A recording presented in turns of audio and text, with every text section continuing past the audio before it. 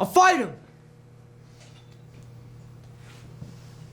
The Good Boy, kind of almost a disturbing film for many. I saw people closing their eyes, but it's kind of an interesting kind of tale. I really like this film. I thought the story was really good, short but really intense, and I thought the cinematography was really spot on. All the shots really got you. When it got like really intense to the fight, and everything was kind of like moving around, it really got you into that, but slowed down at like very key moments in the fight. And also the acting was really good overall. I really liked the coach on the main character's coach. He would be like very thoughtful, but then kind of selfish and kind of just flip-flop through a lot of different traits. So basically, he's a human being. Yeah.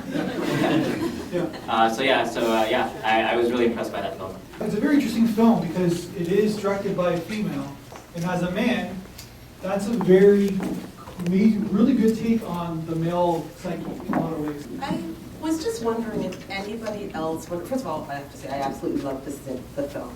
I thought it was phenomenal. The cinematography, the casting was excellent. I really believed everybody. My favorite moment was when the lead boxer came into the room and the light was on him and he was walking around. It was just really breathtaking. But I was wondering if anybody else wondered if they were having him on. I thought maybe in the end they were kind of maybe pretending that the guy was mentally challenged in order to win. Did that go through anybody's mind? No, I didn't. No? I was wondering, is this guy playing yours? Yeah, not at the end. Yeah, not at the end. No. In the middle I was starting to think, are they being played? Like, is this guy really okay? He's like a really good boxer, maybe this is what they did all the time to get money, you know? No, I wondered about that. Well, that's like mystery. That's drama. Like it's like Right. while you're watching the story, you're thinking a million different scenarios. So Yeah. that's I wondered if cool. it was like a red herring. So No, yeah, there wasn't. That actually was Yeah. pretty like there was no red herring. It's kind of interesting you made that comment in a sense. Yeah. It is what it was. I also thought that at some point, at the beginning of the fight, that maybe it was a What she said, that there's a history of that happening in boxing. Sure. Different things like a fighter pretending to be ill or whatever to get his opponent to let his guard down. And this is actually not real boxing. This is like a tough man contest in a bar room, completely unlicensed.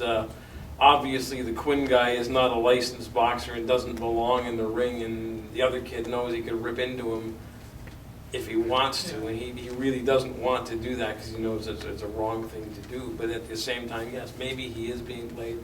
That didn't occur to me, but as soon as she said it, I can't dismiss the possibility either.